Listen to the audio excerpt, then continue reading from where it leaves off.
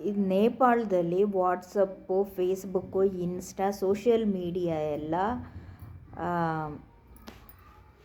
Ban ಮಾಡಿದ್ದಾರೆ. ಅದಕ್ಕೆ ಯುವಜನತೆ ಎಲ್ಲ ಗಲಾಟೆ ಮಾಡ್ತಾ ಇದ್ದಾರೆ ಅಂದ್ಕೊಂಡಿದ್ದಾರೆ. ಅದೆಲ್ಲ ರೀಸನ್ನು.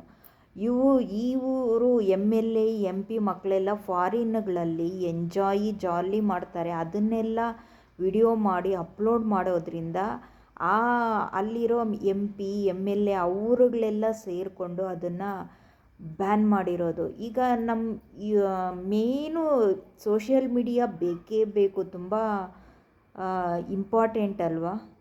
ಈಗಿನ ಜನತೆಗೆ ಅದು ದಿನನಿತ್ಯದ ಅವಶ್ಯಕತೆ ಆಗಿಬಿಟ್ಟಿದೆ ಎಲ್ಲದಕ್ಕೂ.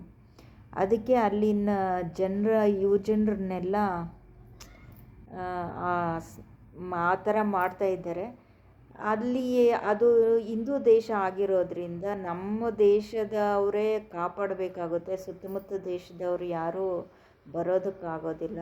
ನಮ್ಮ ದೇಶದಲ್ಲೇ ಬ್ಯಾನ್ ಮಾಡೋದು ತುಂಬ ಕಷ್ಟ. ಯಾಕಂದರೆ ಇದು ದೊಡ್ಡ ದೇಶ ಆಗಿರೋದ್ರಿಂದ ಅಷ್ಟು ಸುಲಭ ಅಲ್ಲ.